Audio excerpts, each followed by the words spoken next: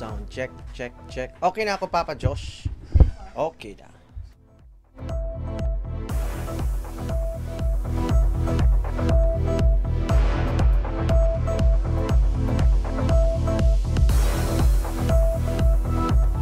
Okay, Josh, pwede ba?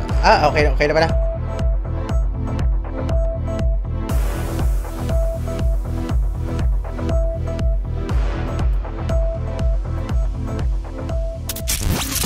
Serving the Republic of the Philippines for more than 75 years. Ito po ang Presidential Broadcast Service. Pakinggan, panoorin, agaran in real time, o balikan sa pag-scroll up and down. Mga balitang dapat malaman, impormasyong tunay at napakikinabangan. Saan ka man, sa buong kapuluan, babangon sa bagong sigla. Kababayan, kasama ang social media. Powered broadcaster ng bagong mamamayan. Tapat sa pag-uulat. Ito po ang Presidential Broadcast Service. Radyo Pilipinas. Philippine Standard Time, 5 minuto bago mag alas 4 ng hapon. Mula sa pinakamalawak na newsroom sa buong Pilipinas, ito ang Radyo Pilipinas News Update. Magandang hapon po, narito na ang pinakahuling balita sa oras na ito. Landslide dulot ng shearline at Tropical Depression Wilma na itala sa bayan ng Ginubatan sa Albay. Naritong ulat ni Elver Arango. Radyo Pilipinas Report. Kaagad na nagsagawa ng road clearing ang DPWH sa nangyaring landslide sa Purok 3 Barangay Morera, Ginubatan, Albay ngayong Lunes, December 8. Pansamantalang one lane lamang ang maaaring madaanan sa nasabing lugar dahil sa pagguho ng lupa. Paalala naman ng lokal na pamahalaan ng Ginubatan sa mga motorista na iwasan ang mag-counterflow upang maiwasan na mabuhol ang daloy ng trapiko. Samantala, para mas maging maayos ang daloy ng trapiko, nasa lugar na rin ang kapulisan mula sa Ginubatan Municipal Police Station upang tumulong. Para sa Bagong Pilipinas, Alva Arango, Radyo Pilipinas, Radyo Publiko Albay. Maraming salamat, Elver Arango. Sa sunod nating balita, LGU Daraga, tanging munisipalidad sa Albay na pinarangalan bilang active surveillance on ASF.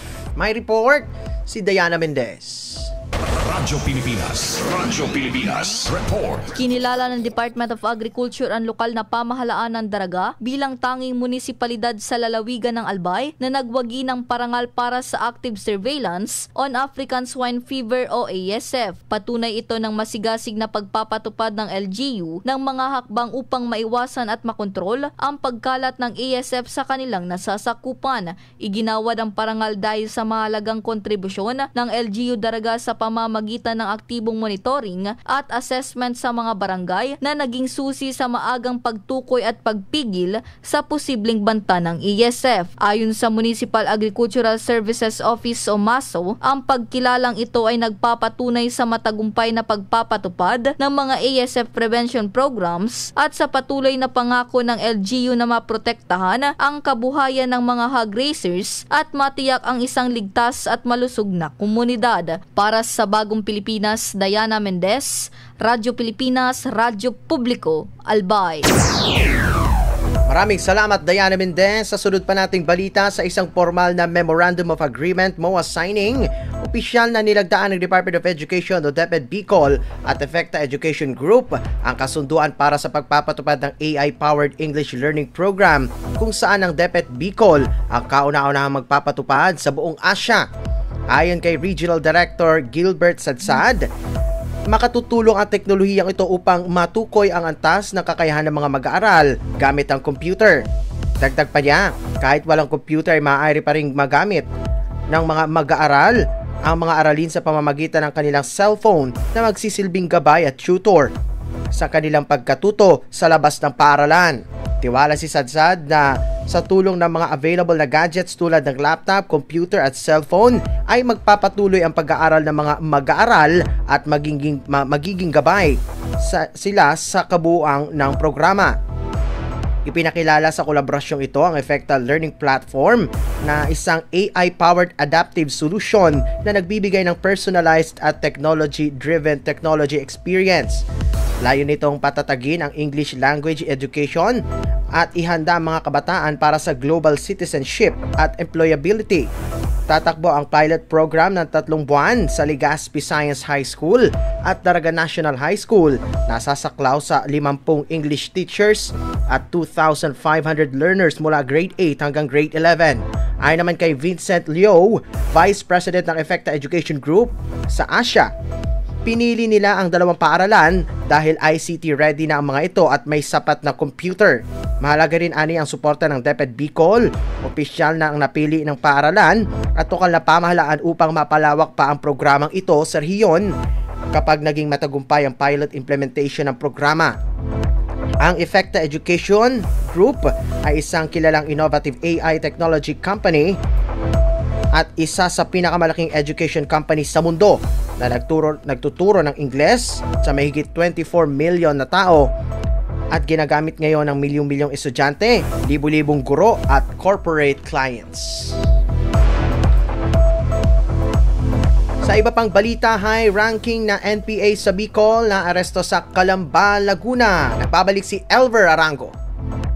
Radyo Pilipinas report. Matagumpay na naaresto ng kasundaluan at kapulisan ng sekretary ng Sub-Regional Committee 1 ng Bicol Regional Party Committee at tinuturing din na Executive Committee member ng BRPC sa Calamba, Laguna nitong Miyerkules, December 3. Ayon sa 9th Infantry Spear Division Philippine Army, isang impormasyon mula sa isang concerned citizen ang natanggap nila, kaya agad namang nagsagawa ng operasyon ng 42nd Infantry Battalion sa ilalim ng 902nd Brigade, katuwang ang 16th Infantry Battalion, CIDG at Philippine National Police. Kinilala ang inaresto na si Rafael Salvacion o kilala bilang Eddie Llanes, Ogie, Paeng Ponyong at Lolo Ogs. Naharap ito sa kasong may kinalaman sa robbery, arson, violation sa Terrorism Financing Prevention and Suppression Act of 2012 na pawang non-bailable. Sa operasyon, na-recover din ng otoridad ang fragmentation grenade mula sa kanyang posisyon. Ang operasyon ay parte umano ng mas pinaigting na akbang upang matulukan ng insurgency sa rehiyon. Para sa Bagong Pilipinas, Elver Arango, Radyo Pilipinas, Radyo Publiko Albay. Maraming salamat, Elver Arango, at sa ating panghuling balita upang matiyak ang maayos at angkop na water monitoring sa mga kanal sa lalawigan ng Camarines Norte, nag-install ang Camarines Norte Irrigation Management Office ng staff gauges sa mga main at lateral na kanal na kumukonekta sa Talisay Dam, Alawihaw Dam at Bibirao Intake. Ayon sa National Irrigation Administration o DIA Bicol, pinangunahan ang operasyon and maintenance section ang paglalagay ng mga naturang panukat. Layunin nitong masigurong maayos at real-time ang mga datos ng kanilang makukuha, gayon din ang maiging masusubaybayan ang pagbaba at pagtaas ng level ng tubig sa mga pangunahing kanal upang pantay na mapamahalahan ang pamamahagi ng supply ng tubig sa mga irigasyon. Inaasahan ng Camarines Norte Irrigation Management Office na ang mga bagong naka-install na panukat na ito ay magbibigay ng mas akmang impormasyon na makakatulong sa mas matalinong pagpapasya sa pangangasiwa ng distribusyon ng tubig sa mga irigasyon.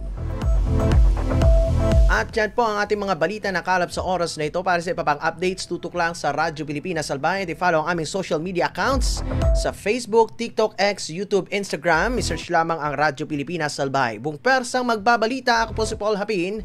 Magandang hapon.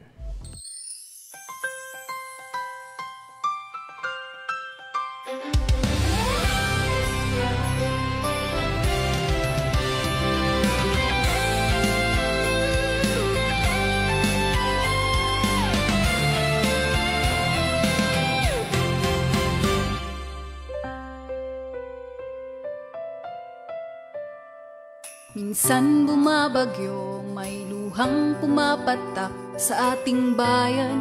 Sa bawat sulok may bakas, ngunit sa dilim may ilaw na magliliwanag.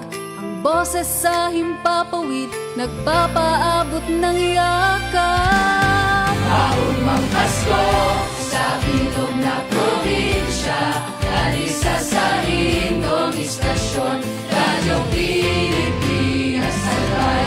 Abot kamay na Pasko, narito na ating salubungin sa himpapawid.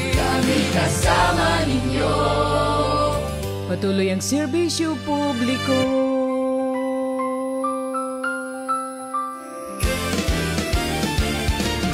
Naaalala mo bang panahon ng pagsubok? Nagkaurusat ang kapos, may nagpaabot ning tabang. Ang bawat albayano, pusong handang umagapan.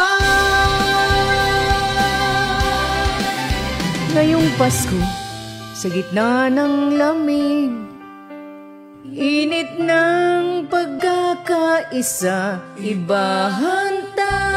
Liwanag ng mayon, saksi sa ating tibay, ilaw ng pag-ibig, huwag kalimutan. Sa Radyo Pilipinas, albay, sa iyong kaugmahan, patukto, matutuudan. Radyo Pilipinas, albay, nagtatarabangan. Di lang balita, di lang awit, kundi pag-asa ang halik. Abot kamay na Pasko, sa bawat pamilya ang serbisyong publiko.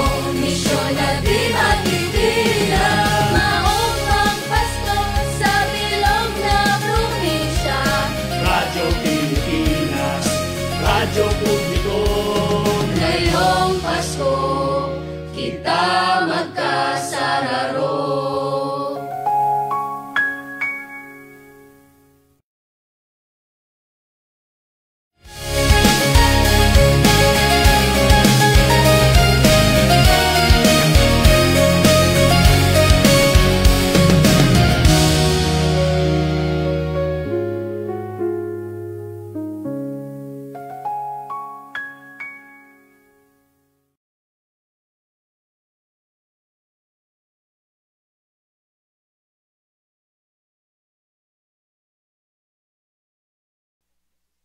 We know you're always on the go.